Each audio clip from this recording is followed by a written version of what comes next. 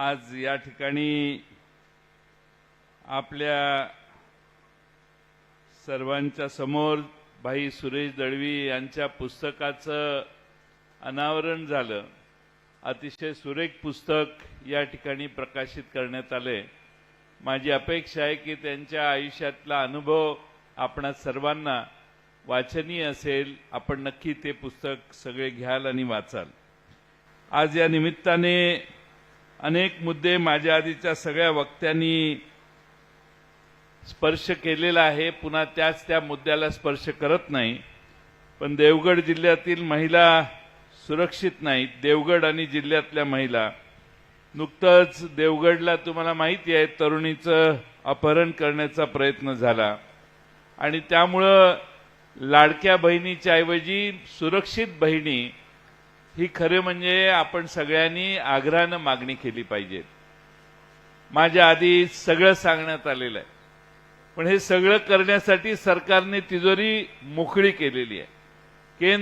राज्य सरकारने रिझर्व्ह बँकेला पत्र पाठवलेलं आहे की आम्हाला 1,25,000 कोटी रुपयाचं कर्ज द्या, 1.25 लाख कोटी रुपयाचं। का तर आम्हाला ह्या योजना चालू करायच्या आहेत। दर आठवड्याला 4-6 हजार कोटी मागणारं आरबीआय कडे सरकार या राज्याच्या तिजोरीची काय अवस्था करून ठेवेल।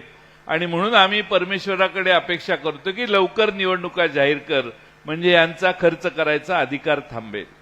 आज महाराष्ट्रामध्ये 8 लाख कोटी रुपयाचं कर्ज यांनी डोक्यावर केलेलं आहे। अजून 1.25 लाख कोटी रुपयाची मागणी केलेली आहे। याचा अर्थ जवळपास हे बाहेर जातील त्यावेळी 9 लाख कोटी रुपयापर्यंत कर्ज तुमच्या आमच्या डोसक्यावर बसून हे जातील। आणि म्हणून परिस्थिती कोकणातली माणसं, सिंधुदुर्ग जिल्ह्यातली माणसं फार हुशार आहेत। मागच्या लोकसभेत कशाचा पाऊस पडला हे मी तुम्हाला सांगायची गरज नाही। तुम्ही मनाला प्रश्न विचारा की एवढे पैसे यांनी आणले कुठून। हे पैसे एवढे जर रस्त्याने वाटत फिरायला लागले तर मग ह्यांच्या घरी किती असतील याचाही अभ्यास आपण सगळ्यांनी केला पाहिजे। प्रचंड असा भ्रष्टाचार महाराष्ट्रामध्ये चालू आहे। छत्रपती शिवाजी महाराजांच्या पुतळ्यामध्ये भ्रष्टाचार ज्यांनी केला त्यांनी महाराष्ट्रात मित्रांनो काही भगिनींनो सोडलेलं नाही। आणि म्हणून आपल्याला आत्ताच ज्याचा उल्लेख केला, गणवेशाच्या संदर्भात देखील जवळपास 1700 कोटी रुपयाचा भ्रष्टाचार झाला असं लोक म्हणतात। आपल्या लाडका कंत्राटदार यांचा कुठं आहे तर तो जळगावला आहे। त्या जळगाव मधल्या लाडक्या कंत्राटदारासाठी ही योजना आणली का काय। आणि म्हणून आजही वर्ष निम्म संपलं शैक्षणिक वर्ष, तरी बऱ्याच शाळांमध्ये गणवेश आज मिळालेला नाही। ही आजची परिस्थिती आहे। आणि म्हणून माझी आपणा सर्वांना विनंती आहे या सगळ्या गोष्टींचा आपण विचार करा। शेवटी या भूमीने स्वर्गीय माजी मंत्री भाईसाहेब सावंत यांचं कार्य बघितलंय। अनेक वर्ष त्यांनी या भागाचं नेतृत्व केलं। आपण त्यांचा अनुभव घेतला। आपल्या मनात त्यांचा आदर्श आहे। स्वर्गीय शिवरामराजे भोसले या मतदारसंघात मला वाटतं 5-6 वेळा निवडून गेलेले, त्यांचा एक वेगळाच आदर्श आपल्या सर्वांच्या समोर आहे। आणि जयानंद मटकर यांची देखील आठवण त्यांच्या समाजवादी विचारसरणीची आपण करून या ठिकाणी काम करतो। प्रवीण भोसलेने बाकीचे सगळे विषय मांडलेले आहेत। अर्चनाताई, आमचा महाविकास आघाडीला विनंती आहे की अर्चनाताई या योग्य उमेदवार आहेत आणि तेच या मतदारसंघामध्ये चांगला परफॉर्मन्स दाखवतील आणि विजयी होतील। आम्ही शिवसेना प्रमुखांना देखील विनंती करणार आहे, काँग्रेसला देखील विनंती करणार आहे। अजून निर्णय झालेला नाही, पण महाविकास आघाडीत याची चर्चा होईल आणि त्याच्यावर शिक्कामोर्तब व्हावं असा आमचा प्रयत्न आहे। पण वेळ आता कमी राहिलाय आणि म्हणून शिवस्वराज्य यात्रा आज आम्ही आपल्या दारात घेऊन आलोय। महाराष्ट्राचं राज्य उद्याचं छत्रपती शिवाजी महाराजांच्या विचारानं चाललं पाहिजे। महाराष्ट्रातलं राज्य छत्रपती शिवाजी महाराजांच्या विचारानं चालत असताना शाहू फुले आंबेडकरांचा आदर्श घेऊन हे महाराष्ट्राचं राज्य पुढे नेण्याचं काम महाविकास आघाडी करेल असा मला विश्वास आहे। आज फार मोठ्या प्रमाणात तुम्ही या ठिकाणी आलात। मला माहिती आहे की आमच्या अर्चनाताईंनी 16 ऑगस्टला जाणीव जागर यात्रा सुरू केलेली आहे। आणि त्याचा समारोप आज या निमित्तानं आपल्या सर्वांच्या साक्षीनं होतोय।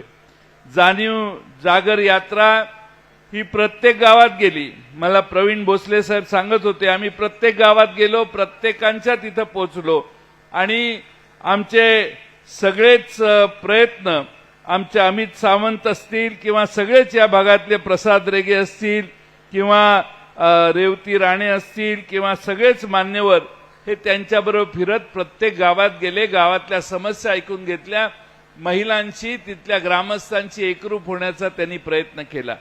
मला वाटतं की आपला उद्याचा नवो आमदार हा असा असला पाहिजे की जो तुमच्या गावात येईल, तुमचे प्रश्न ऐकेल आणि असे प्रलंबित प्रश्न हे पुन्हा राहणार नाहीत।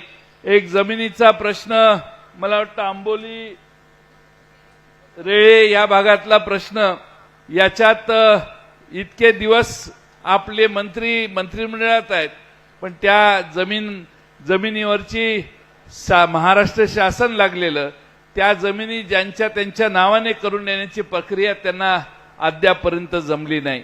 असे अनेक मुद्दे आहेत की जे मुद्दे मी तुम्हाला आता काल परवा मी ऐकलं की ताजमहाल हॉटेल इथं होणार आहे, त्याचं भूमिपूजन होणार आहे। ही तर आमच्या दीपक केसरकरांच्याकडून स्टोरी मी 15-20 वर्षापूर्वीपासून ऐकतोय। ही लय जुनी स्टोरी आहे दीपक केसरकरांची आणि दीपक केसरकर प्रत्येक वेळा सांगतात, साहेब आता सगळं झालेलं आहे, ते होतंयच। आजही आता भूमिपूजन का अजून काम सुरू नाही ना झालं, का सुरू झालं नाही हा प्रश्न त्यांना तुम्ही विचारा। पण पर्यटनाच्या दृष्टीने प्रगती नाही। या इथल्या काजूच्या संदर्भात, आंब्याच्या संदर्भात आधारभूत किंमत देता काजूचाच प्रश्न आहे। 200 रुपये आधारभूत किंमत देत असताना, अनुदान देत असताना त्याच्यासाठी मिळणारे जे पैसे शेतकऱ्याला मिळाले पाहिजेत त्याच्यात इतक्या अनेक तांत्रिक अडचणी आहेत की काल परवा मला वाटतं मोर्चा काढण्याची पाळी शेतकऱ्यांच्यावर आली। त्यामुळे या सरकारकडून झगडून काही मिळत नाही। या सरकारने आपल्याला पाहिजे तसे पैसे महाराष्ट्रात उधळलेले आहेत। आता एवढा मोठा आपला कोकण रेल्वे आहे, हे मंत्री झाल्यापासून महाराष्ट्रात आपल्या सिंधुदुर्ग जिल्ह्यात नवीन रेल्वे थांबली का, नवीन स्टेशन झालं का, स्टेशनची पोर्च झाली, पण स्टेशन मधल्या सुविधा वाढवण्याची बुद्धी यांना झाली नाही। अशा अनेक गोष्टी आहेत। विधानसभेच्या निवडणुकीच्या वेळी मी अधिक बोलेन, पण आज वेळ कमी आहे।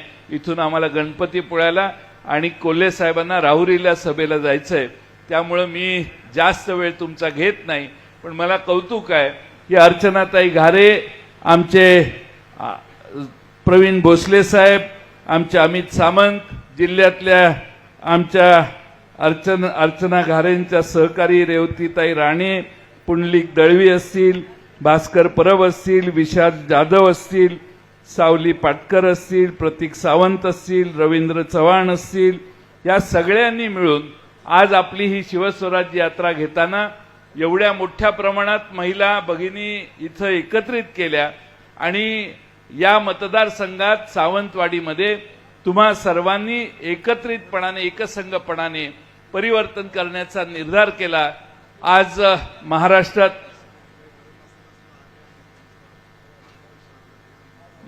महाराष्ट्रामध्ये सगळीकडे आम्ही शिवस्वराज्य यात्रा घेऊन जातो।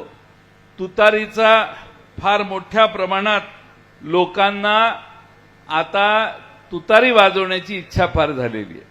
ही तुतारी वाजवणारा माणूस हे चिन्ह आमचं फार लोकप्रिय झालेलं आहे आणि सगळीकडे महाराष्ट्रामध्ये लोक म्हणतात की पवार साहेबांची तुतारी हातात घेतली तर आपण विजयी होऊ शकतो। हा एक आगळा वेगळा असा आत्मविश्वास महाराष्ट्रातल्या अनेक कार्यकर्त्यांच्यात निर्माण झालाय आणि म्हणून आज तुतारी वाजवणाऱ्या माणूस हे आमच्या पक्षाचं चिन्ह आहे। सुरेशभाई इथं आले, सुरेशभाईंनी देखील आपलं मार्गदर्शन केलं।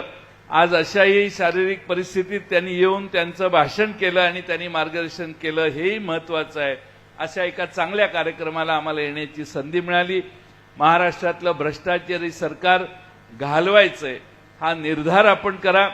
लोकसभेत जसा पाऊस पडला तसा यंदाही पडणार आहे, पण हे सगळे हरामचे पैसे आहेत, कष्ट घाम गाळून मिळवलेले पैसे नाही आहेत। एखाद्याने घाम गाळून पैसे आणून दिले तर आपण समजू शकतो, पण अशा पद्धतीचे पैसे वाटून लोकांची मतं घेण्याची जी प्रवृत्ती अलीकडच्या काळात सुरू झाली आहे त्याच्यावर पूर्ण ताकदीनं तुम्ही निषेध व्यक्त केला पाहिजे. स्वाभिमानी कोकणातली जनता उद्धव ठाकरे साहेबांच्या मागे ठामपणानं उभी आहे, पवार साहेबांच्या मागे ठामपणानं उभी आहे आणि आम्हाला बहुजनांचं सरकार मुंबईमध्ये आणायचं आहे आणि त्यासाठी महाराष्ट्रातल्या जनतेनं खास करून कोकणवासियांनी आशीर्वाद द्यावा हीच अपेक्षा करतो आणि माझं लांबलेलं भाषण पूर्ण करतो. धन्यवाद.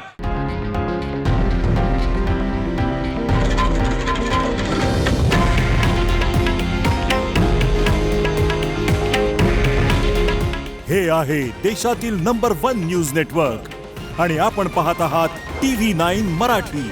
काळजी तुमची, हित महाराष्ट्राचं.